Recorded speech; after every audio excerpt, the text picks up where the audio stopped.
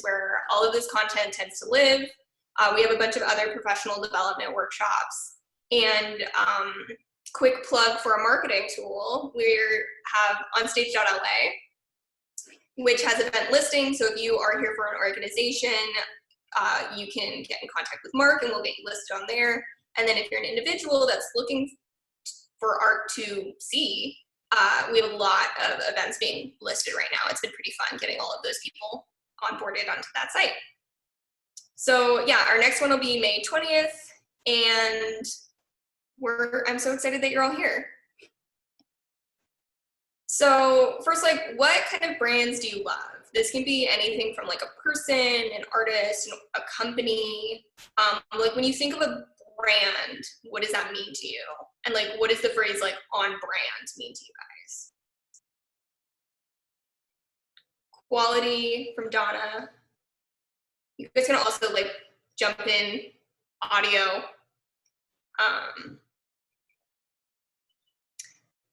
Consistency, cool. We're coming back to this question, so don't think that if you don't participate now, I'm not gonna ask this again. So branding is consistent content, consistent messaging, visuals, cool. Fun, personality, yeah, identity, cool. These are awesome answers. So that's pretty accurate.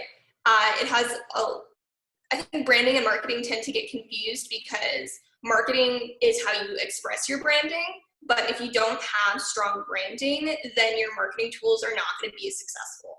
And your communication about whatever you're trying to put out is not going to like hit as hard because it's not going to be coming from a sustainable place. So some brands that, and also like we forget how much brands affect us. So when I was building this PowerPoint, I was like, I don't even know what brands I connect with. And then I legitimately just like looked at my desk and I had my iPhone and I had my passion planner and I was listening to a Girl Boss podcast and I was like, oh, right. These are brands that I choose to connect with. And I think it's important because we have so many choices in the brands that we're using, and breaking that down of like, what are they actually trying to sell us? And what are their values? And how can you tell that through their marketing? Because yeah, it's like passion planner, like it's just a planner. It's just a book that helps me keep track of my days. But it also is so much more than that to me, because not only did I like get it with a bunch of my sorority sisters, and not only is it a woman-owned LGBT small business in San more than I keep on how they connect with their audience, their marketing. Also, I love Passion Planner, if anyone can figure that out.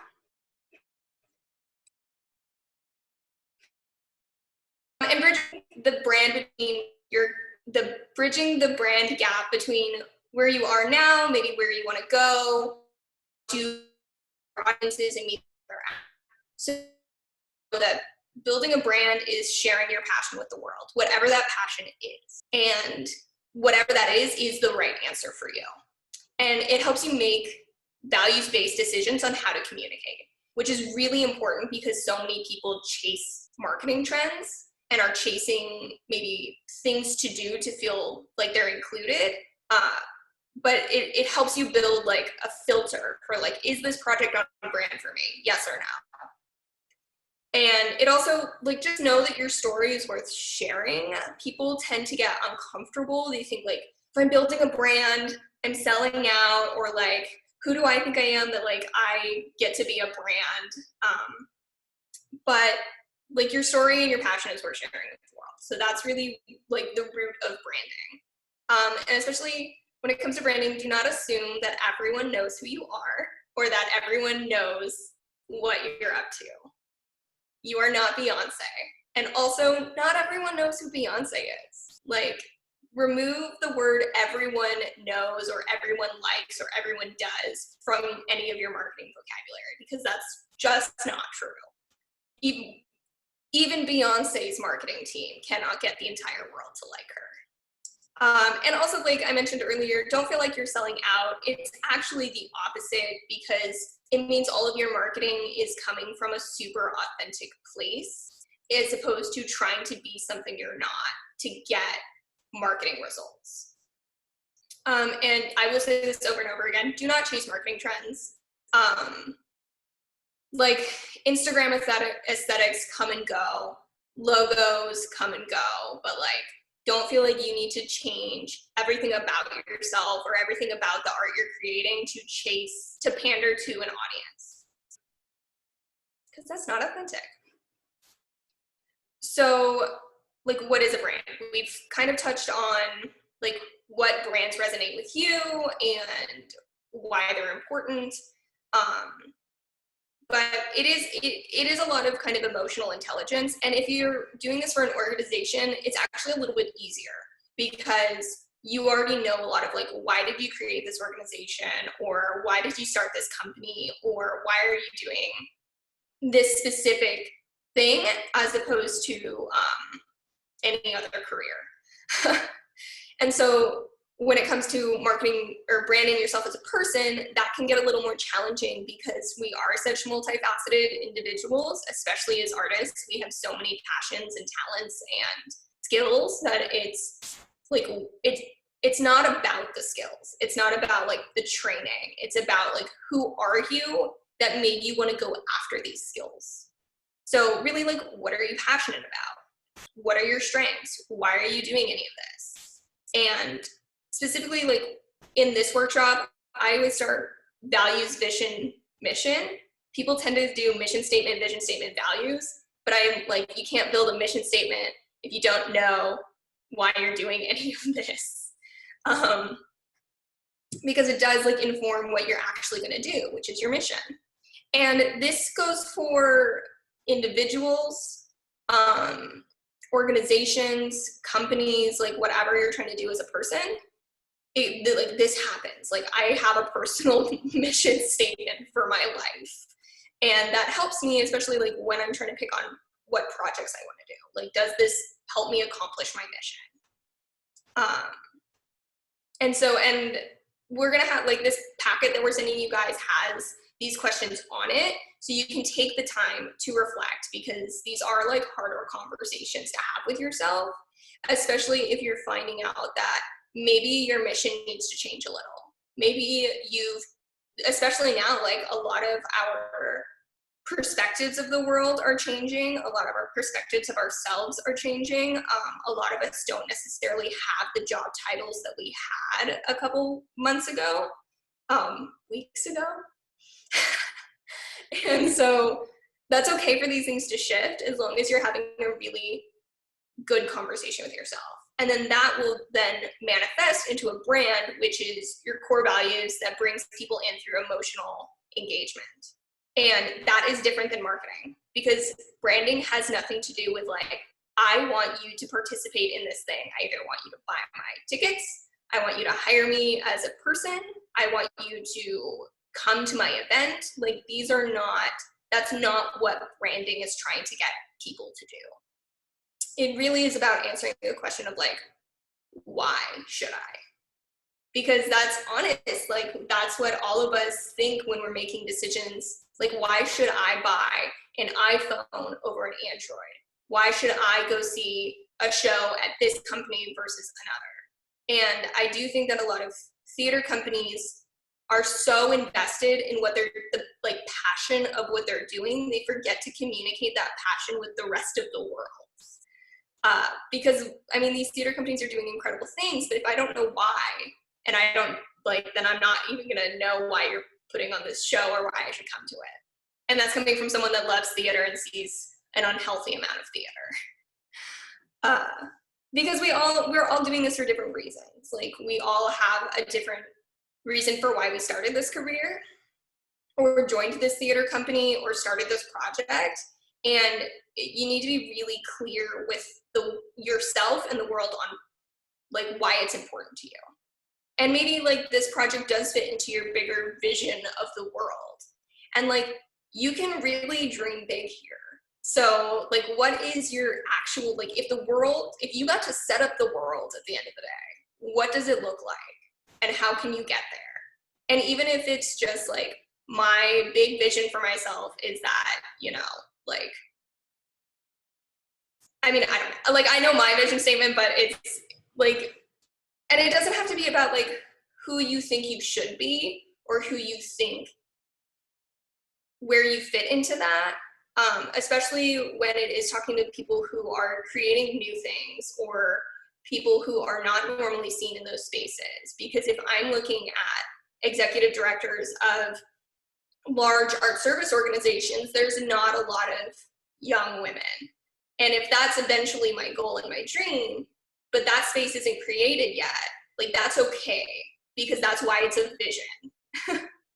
So I know like some of us right now are really creating extraordinary, like brand new things. And unless you give yourself the permission to realize that this could maybe change the world, you're gonna burn out.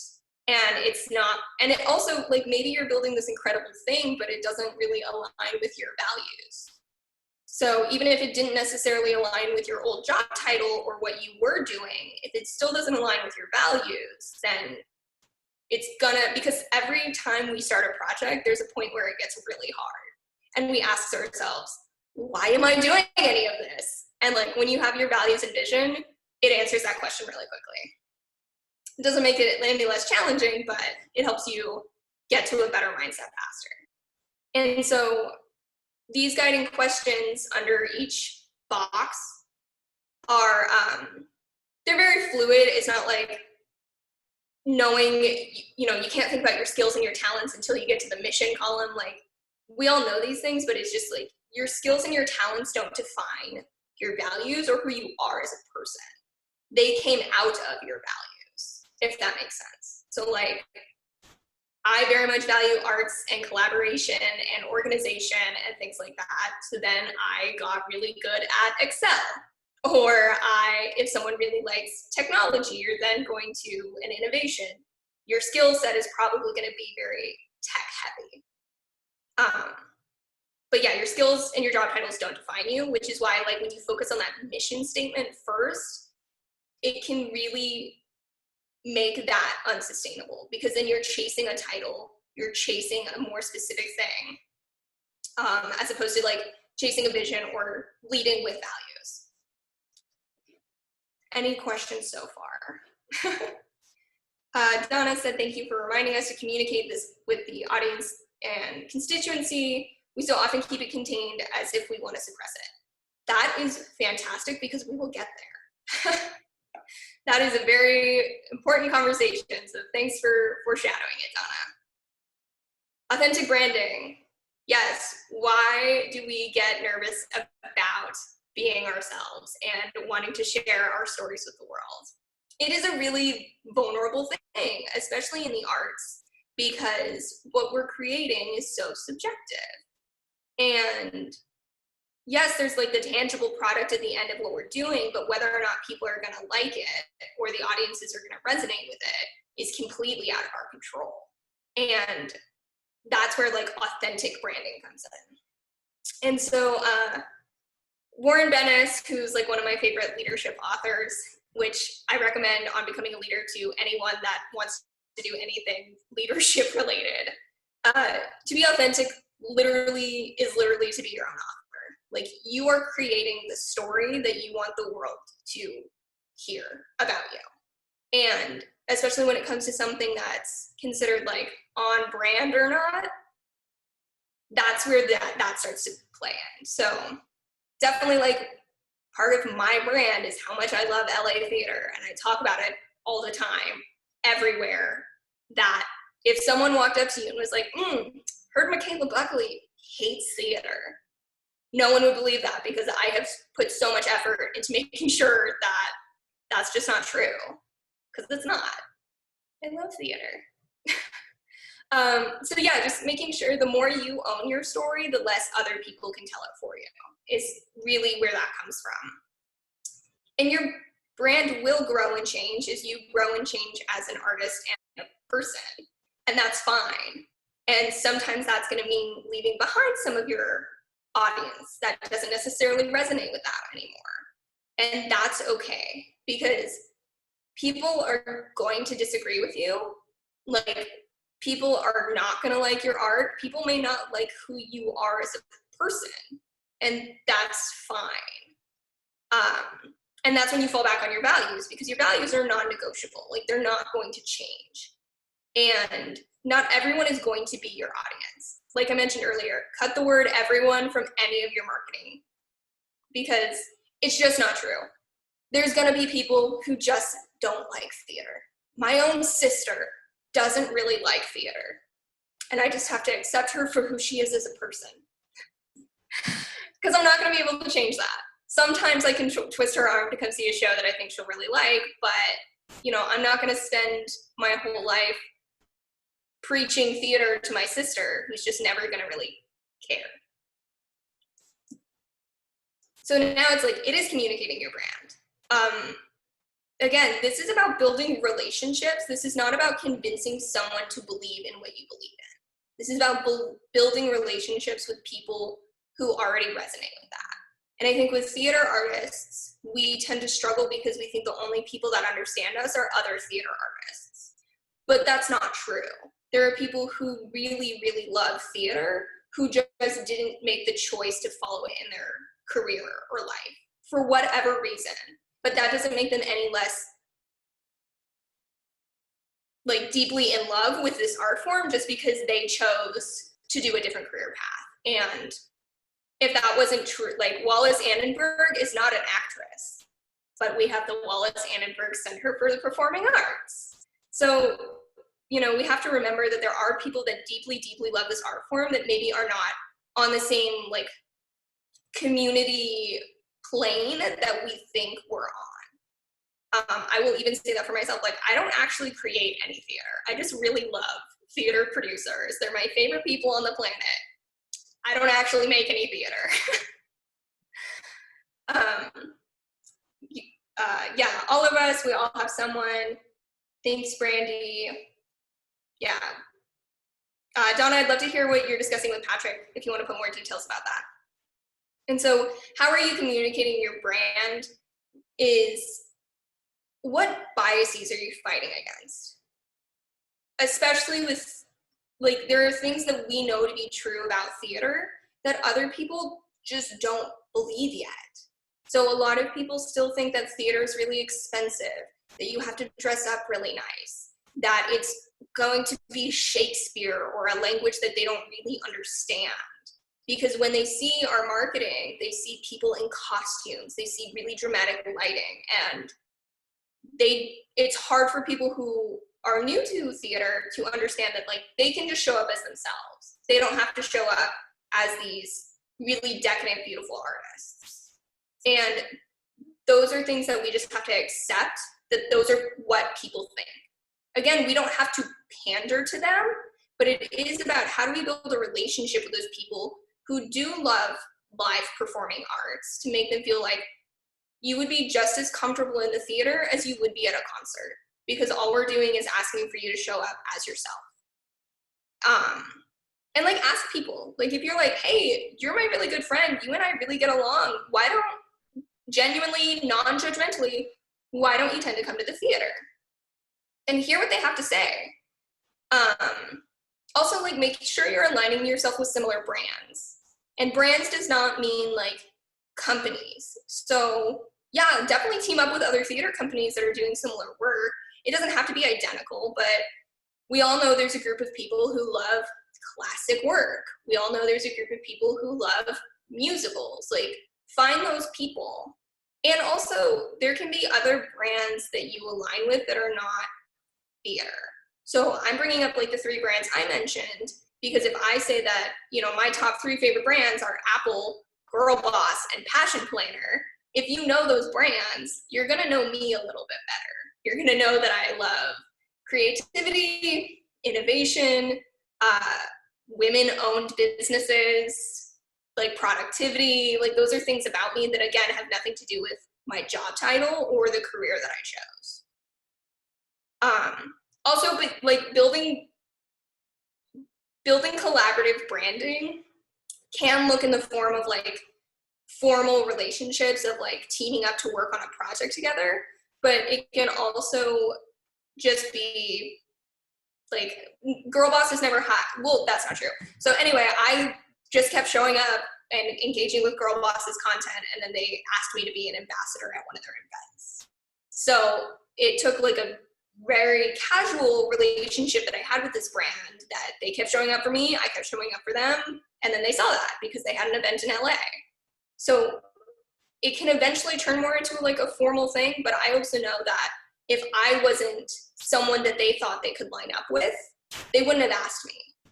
So I also put, you know, those similar values out on my marketing strategies.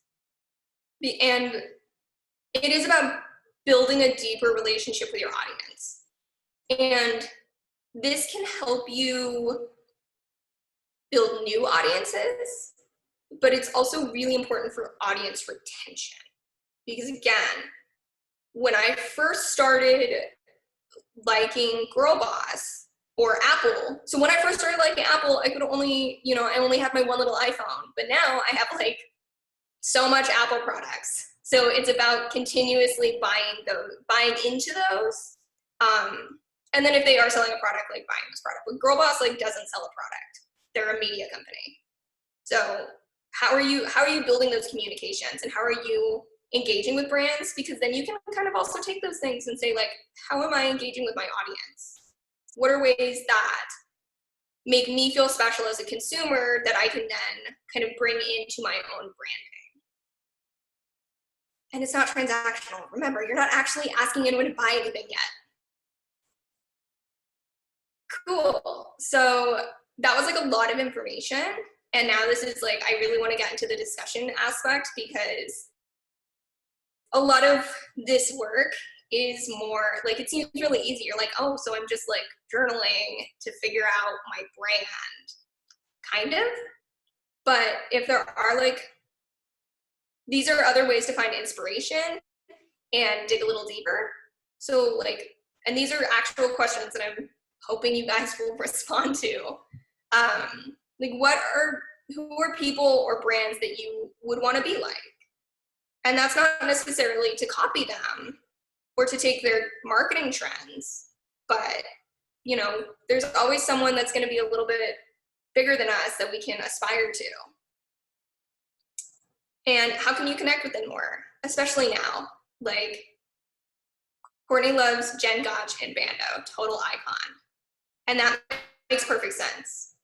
Because if you look at Jen Gotch's branding and her values of like art and women empowerment and mental health, and then you look at how Courtney portrays herself, her desk is very artsy and beautiful. She's obviously all about women empowerment. So like those brands line up, even if Jen Gotch doesn't know who Courtney is. But yes, we can all aspire to be like Jen Gotch. Anyone else? Brands or people that you look up to. And it can be another company. There's no shame in having other theater companies inspire you. And yeah, how can you connect with these brands more? It doesn't always mean like purchasing something. Like honestly, in social media, and even with other people in social media, sometimes it's just showing up, liking their posts, commenting, sharing something. All of that is free, and all of that you can like support. And I also want to talk a little bit like, why might you be uncomfortable with branding yourself? Andrew said the National Theater has been a super inspiring producing organization, and in the last few weeks, definite brand envy. Yeah, I love the National Theater. And they have been having really funny memes. Because I think it's also like, that's actually a really good example. So yeah, what about the National Theater's branding excites you, Andrew?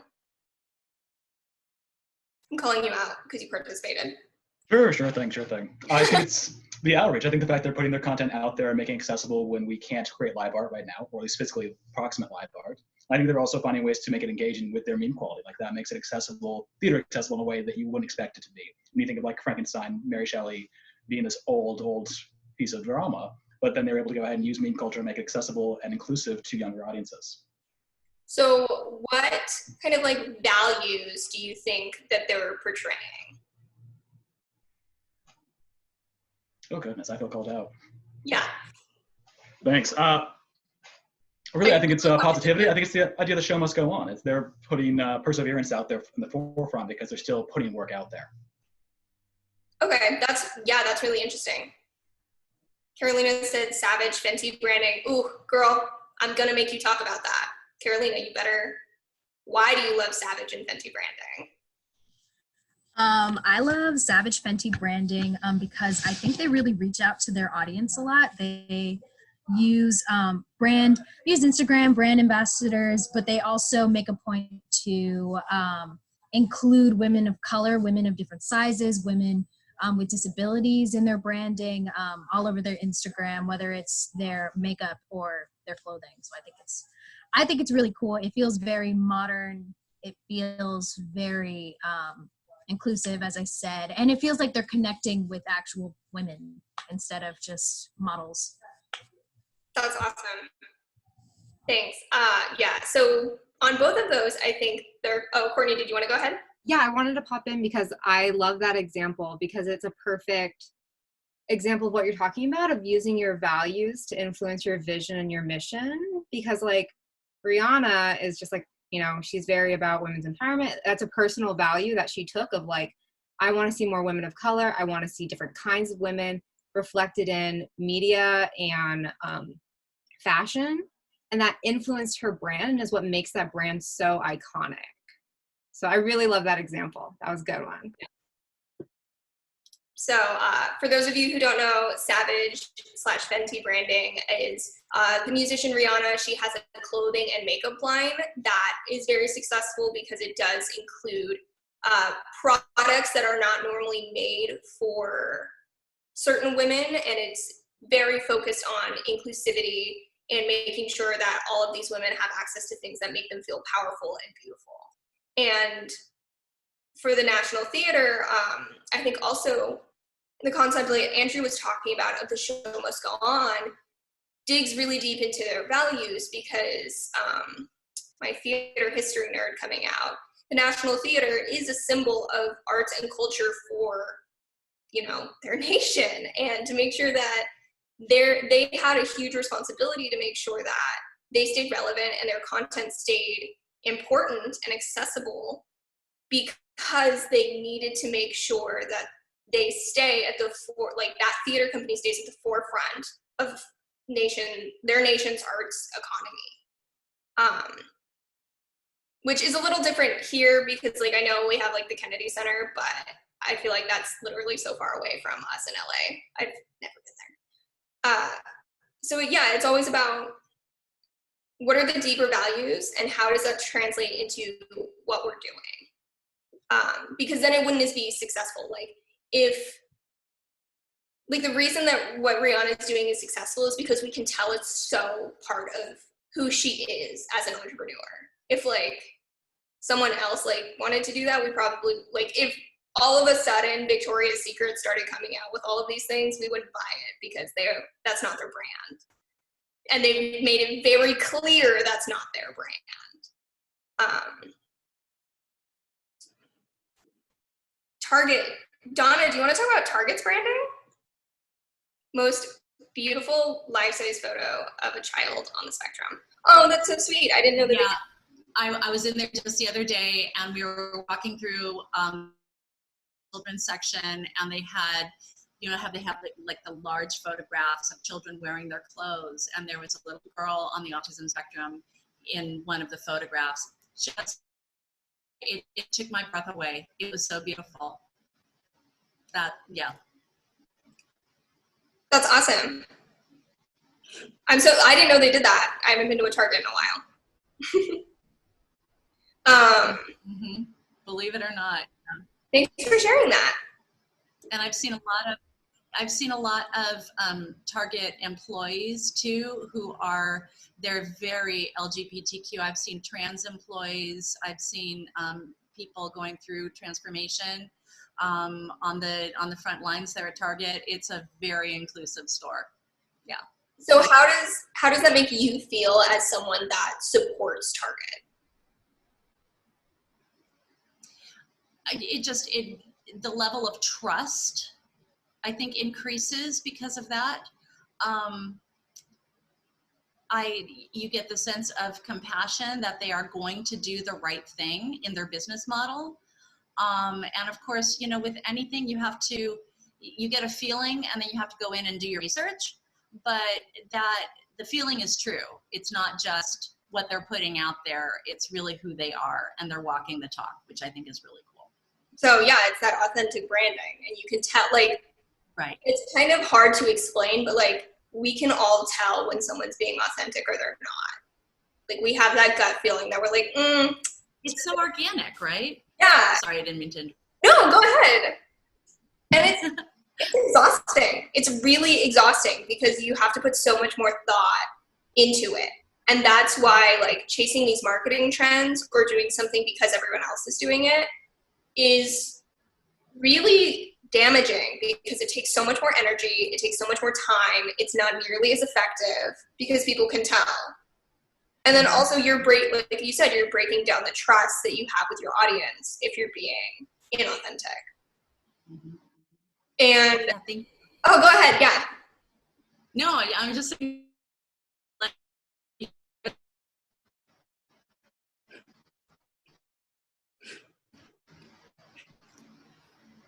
okay. Donna, you cut out a little. I didn't hear you. Was that just me? oh, I'm sorry. Oh, you know what? I just got a notice on my computer. It says my internet connection is unstable. Oh, now I can hear you perfectly. Oh, okay. I got internet connection unstable. Yeah, no, just thank you for letting me share it. And Lush is another one. Lush is a great one, yeah. Yeah. So we see these companies that we resonate with, that we really adore and feel like are kind of part of our family. So what makes us uncomfortable about branding our companies or pushing for this for our organizations or even pushing this for ourselves as individual artists? Like what scares you about it? Pulling out the big questions. You guys thought you could hide behind Zoom screens. I know for me, being someone who like manages some social media accounts and has like my own personal, like I love Instagram. I know one thing that sometimes keeps me from just like going for it or having maybe some like hesitation is like the fear of flopping on the internet. Like if I put together a joke or a meme or some sort of promotion that I'm like, okay, like this is really good. Like it's gonna, like people are really gonna engage with this. It's gonna get a lot of likes, it's gonna get, you know, some traffic. And then it doesn't at all. Oh my gosh. It like hurts my feelings a little bit sometimes. But, and I think especially like from the organizational standpoint, like you want your marketing to be successful. And so sometimes there's that hesitation, that normal, totally understandable fear of failure that sometimes keeps you from just jumping with both feet. Yeah. And Courtney also does the marketing for Emerging Arts Leaders Los Angeles. And I also used to be the marketing person for LA Stage Alliance, so this little triangle conversation is pretty on brand. What's fantastic about quote unquote failure in marketing is that nobody saw it, right? So like, if only 3 people liked it, it's not like most of them are going to, no one's really going to come back and be like, wow, that meme that Courtney made only got 5 likes. I just don't trust LA Stage Alliance anymore. People don't tend to do that. And if they are really that judgmental and mean, then are you really want them in your audience? Brandy said, I'm a backstage person and I fear making a fool of myself online all the time. I totally hear that. I think especially in our industry, there seems to be such a clear cut between who gets to be on stage, who gets to be seen, and who is not expected to be seen. And sometimes that's really hard to break out of, especially like when you're creating such support content. So like, Brandy, you're a costume designer. What you're creating is extremely visual, but it's not necessarily like you being visual. So you can also adjust it that way. But I will also say, like, just as a marketing tip, people trust people. And so, like, Brandy, I love you as a costume designer because I love you as a person too. And those tend to like build into each other. And like, yeah, Carolina, what often scares me is finding the line between what looks professional and what feels authentic, still trying to find the line. I say this in almost every workshop I've ever given. Professionalism is rooted in white male supremacy because there tends to be things that we have to do to look professional. But if authenticity is really about your snaps, retweet, authentic, like professionalism, specifically in theater, that word is very like divisive. It's really, to me, professionalism is more about like a mindset of like, are you, like, what is your work ethic? Do you have integrity? Are you being authentic? Especially like as some of you are singers and actors, like it's the same thing. Like, don't lie on your resume because people will call you out and find out somehow. It's the same thing. Like, yeah, it's the same thing as building a relationship. Like, you don't introduce yourself and then tell everyone your childhood trauma at a networking happy hour. Like, branding online is the same thing as like, how would you show up to a networking event? And I know for theater, those lines can get blurred because we see theater as networking, we participate in theater, we create theater, we hang out with each other, we're at bars, it's in LA, like California casual, you know, those are all very real things. But as long as you're showing up as those values, that will help with that. Because yeah, it'd be really, you know, if my values are collaboration and empathy and things like that, like, yeah, I could post pretty much anything I wanted on the internet, but like, would that reflect my values? And that's where I tend to be like, is this a professional looking post? Is it true to who I am? Does it reflect my values? And is this authentic? Like, does this feel like this is a good portrayal of who I am as a person? And if you're chasing that marketing trend of like what looks professional, it's still gonna feel inauthentic. Courtney said, I personally think it's worth considering. If someone does get down for what feels authentic to you, you may not want to work with them. Super, like if someone is saying like you're unprofessional for being yourself, that's a different conversation. So like Carolina, I mean, I have the honor of knowing you from, this is actually the second branding workshop you've taken from me, and seeing how you present yourself online, and how you present yourself in a workplace. Like, yeah, there's a difference between showing up to work without makeup on and showing up to work an hour and a half late. Does that, like, I hope that kind of helps clarify. And like, you can still do that online of, and you don't have to be fake. Like, I go to a ton of concerts, like I go to a ton of museums. I'm not 100% theater all the time, but those things are still true to my values of live performing arts in Los Angeles. Yeah, the fear for sure comes from how other professionals see me and want to work with me. That definitely clarifies. Yeah, I mean, again, we connect with people, and especially if you're branding yourself, the work you create is important, and you should definitely share that. But you can also start sharing like little bits of who you are as a person, because that also resonates. Like, if I'm gonna want to work with you, if I'm gonna, like, do we share similar values? Like, if I was working on, so like, yeah, Carolina, the more specific example is like you read some of your written work on an open mic night.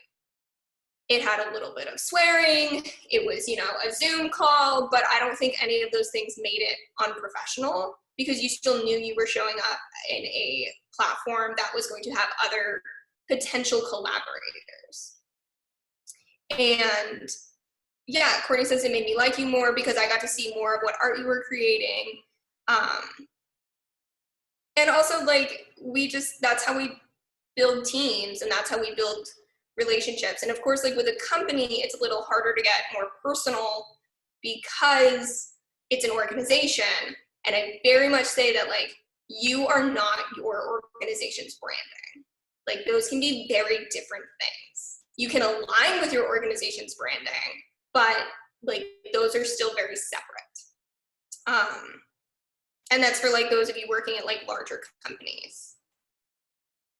So yeah, I mean, I hope that helps with the like professionalism. Professionalism is like a whole nother conversation, but as long as you're showing up in a way that makes you feel confident and comfortable and really shows who you are and what type of work you put out there, then that's enough. Like, that's fine. It doesn't, like, you don't have to be wearing like power suits and heels and like full face of makeup in every single picture. Cool. Anything else? Carolina, can you clarify what you mean by looks professional versus feels authentic? Do you mean actual appearance?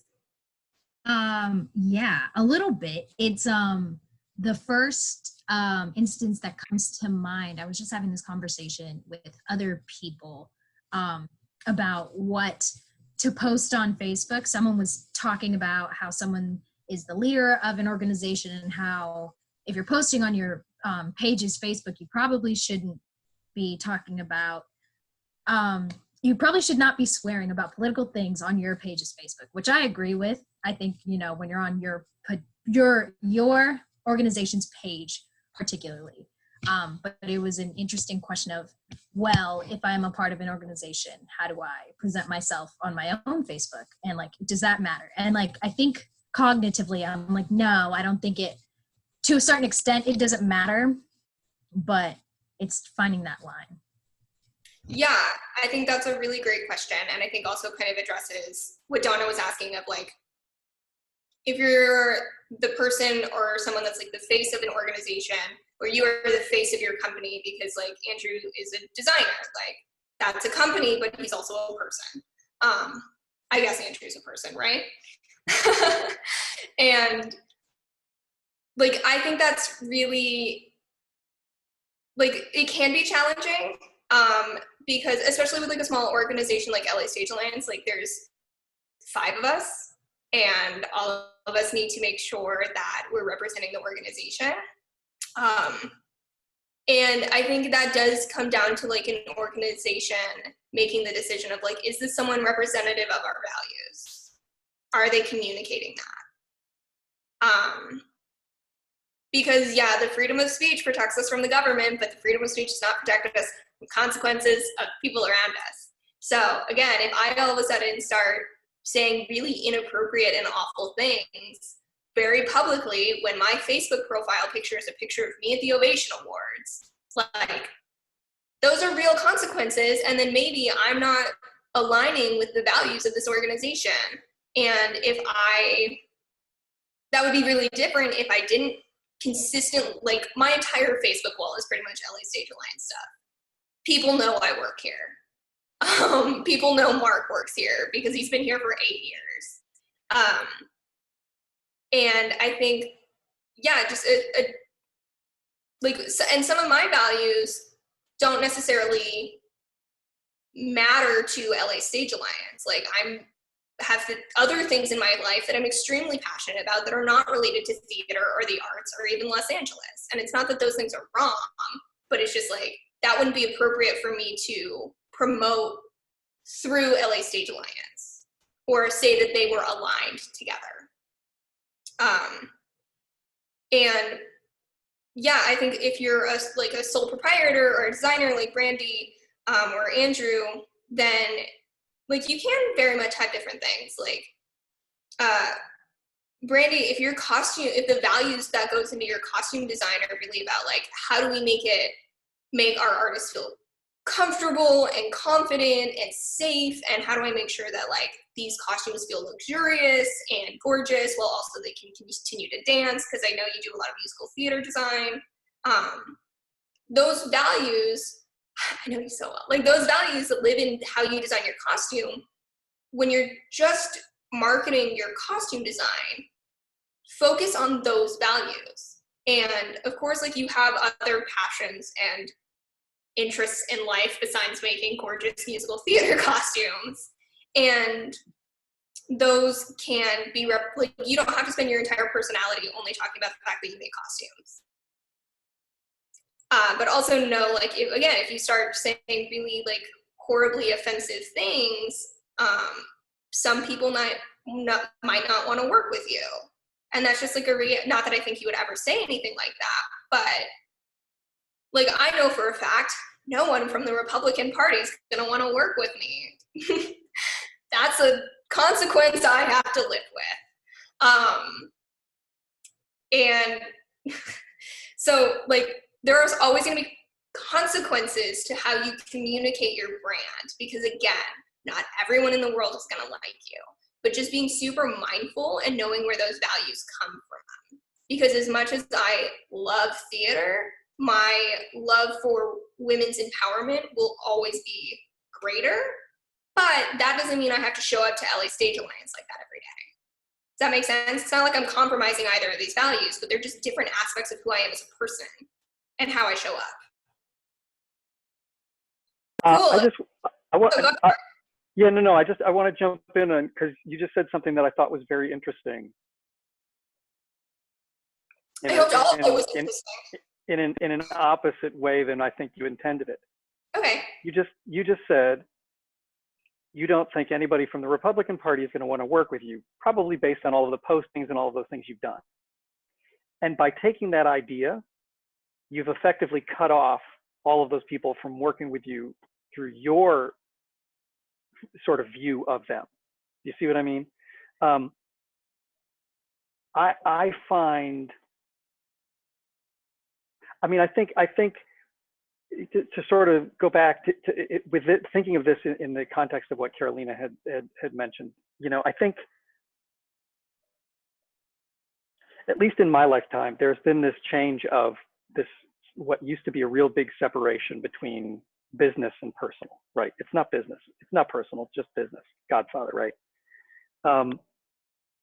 And with technology and with the way that we're all so sort of tied up and wanting to see behind the scenes of what everybody's doing with their postings and all their personal stuff, everybody posts all of these things that those of us who remember life before all of this go, man, that is so inappropriate. I would never post any of that stuff. I don't need people to know about that. So I think, yeah, you don't necessarily speak for anybody, but if you go on Twitter right now, you'll see all of these people who are journalists, who are on television, who are anchors or whatever, and they're posting and they're saying, look, these are not my work views. But then they post everything that is political and personal, and you're like, oh my gosh, we're in such a very different world. So I think obviously it's a couple of things. I think there's a big difference now in what we allow is a terrible word, but in what we sort of see as appropriate for how people express themselves, right? I personally would never want to speak for LA Stage Alliance on any of my personal platforms, because that's not my role at LA Stage Alliance. And unless our boss and people said, no, it's okay, you can speak for it, and then I'd still want to clear it, because again, otherwise I feel like I am taking some sort of steps for an organization when it is not my place. And I think that that's important. And even if I were to put stuff out there, I would hope, though it's not necessarily a given, that people realize I'm speaking for me as an individual. But I think that people will always, it's appropriate to ask if, when you are posting as an individual, if when you are doing any sort of speaking, that, as you said, people are going to know you work places, or they're going to figure it out, and somebody will always have a problem with it. So ultimately, I think the question becomes, and this is again sort of old school maybe, is like, listen, if I put that out there, could I explain this to my mom or my dad or somebody if like they really got pissed off? Like, anybody who sees me post, I will post things that are probably not safe for work, but I'm willing to stand behind it, because that's what I'm going to do. If I'm going to post it, I'm going to believe it, and I'm going to stand with it. So I think that authenticity that you've been talking about is really important. And then just understanding that, perhaps not every circumstance, again, similar to what you were saying, not every circumstance requires you to bring every fiber of everything that you do to it, right? You can ignore certain things for a while. You can do all of those things. So there are times that you can work on it. It just was really fascinating that you said it like that when you're talking about Republicans want to work with you. Oh, no, I meant like, why I not? never get hired to work on the Republican National Convention because I'm constantly also posting about how much I support Planned Parenthood. Like, I didn't say that Republicans. Unless it was a Russian bot. A Russian bot might hire you just because. So, like, I would, if I wanted to work for an organization like the Republican National Convention, I would have to stop saying how much I appreciate the services that Planned Parenthood gives. That's more of it. But yeah, I do think that's a really important conversation of, you don't have to post your whole life on the internet. You shouldn't. Because it, like, that is still building a relationship. You don't, when you make new friends, you don't tell them your whole life story within like the first happy hour. You build a friendship. Donna asked, Mark, do you sort of mean that it's possible, probable to be connected to an authentic brand, still be authentic to yourself at the same time? Do you want to address that, Mark? Yeah, I mean, I think it is. I mean, again, I think to the point that Michaela's been making, right, about what your values are. You know, there are companies that are out there that people swear to, right? There are companies that came into existence. I don't know how many of you are familiar with like B Corps, right? That are sort of a hybrid nonprofit profit model, where unlike normal C Corps, right, which have, they are fiscally and fiduciarily responsible to their shareholders to maximize profits. So by design, that's what they're meant to do. B Corps are not. They actually can serve a social purpose as well. So companies like Patagonia jumped in when they first came into being to say, we're going to be the very first one that does this because this is the kind of thing that we believe in. And there are tons of companies out there. And I think that they're gaining more and more of a voice and more of a footprint as our world fractures through social media, right? Because now there are less gatekeepers. You can find just about anything much more easily than you used to be able to. So this is why to me, it's very interesting to sort of see how long people want to stick with branding. Another perfect example is one of the, for anybody who's not a nerd, AWS, Amazon Web Services, just lost one of their very high profile developers. One of their executive vice presidents, he was a guy he was a code jockey, used to do a lot of stuff really important in the tech world, because he was pissed off that Amazon was firing their Whole Foods workers who had been looking to boycott, or because of the work conditions for like the Whole Foods and the delivery people and all of that especially during this COVID. He decided he could no longer be a part of it. So I think that ultimately we all need to live with our values. We all need to find those brands both for ourselves and the companies that we work for and see if they are simpatico, right? If we can live with it. And there will always be, like in everything in life, there will always be these gray areas where we have to choose, can I live with this or not? And sometimes your brand, you will make choices that you aren't happy about. I was reading a New York Times article today of someone who, a feminist writer she says she believes Tara Reid, but is going to vote for Joe Biden anyway. And it's a heart-wrenching read, but you're like, well, these are the things that we do. These are the compromises we make. So, but she's aware of it, right? She's not forced into it. She's aware of it. And so it's. Mark, I get what you're saying. That can be a really triggering conversation for some people. So I'm gonna shift away from that. It's a perfect example, but yeah, that topic can be really triggering for a lot of people. And we only have a couple minutes left. But yeah, I totally hear you, Mark. And I think with the concept of like branding, a lot of this also has to do with like your bigger goals. This is only a step one of what are your bigger goals. So like, I'm looking at my career and what do I want to accomplish? I'm trying to work backwards.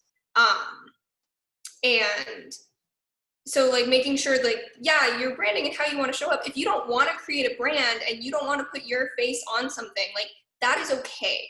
You can make it just about your company. You don't have to put yourself out there as a brand. It's just, what are your bigger goals? What are your bigger values and missions? Because for me, I'm really passionate about women in arts leadership. So I have to show up as an emerging arts leader, female identifying person, because I have a bigger goal. But yeah, Mark, I definitely hear what you're saying of like, we don't always have to be these big on like brands that are like on, but just being very mindful. And since we are at 3 o'clock, I want to be respectful of everybody's time. If there's anyone that didn't say anything, feel free to, you can either send me an email. My email's on the screen right now. You can drop your email in the chat that Courtney or the Google form that Courtney put in the chat. And yeah, I just want to give space for any sort of last minute comments, specifically maybe from some of the folks that didn't get a chance to speak. Yeah, reminder, we're going to have the second part of this of like, okay, you figured this out, now what do you do with it? And that's going to be more into how do you show up online, which platforms are you more comfortable with, where does your target audience tend to live? Like that's going to have a little bit more, and that's actually going to continue some of this conversation, because like how you show up on these different platforms can change, but the marketing tools don't work if you don't know what your brand is. So that'll be May 20th, Wednesday, 2 p.m. Anyone else? Great, okay. I'm so glad you were all here. I hope this was helpful. Feel free to send questions, comments, feedback, or if you want more information, you can go ahead and email me or info@LA Digital Alliance. But thanks, everyone. I hope you all have a great rest of your week.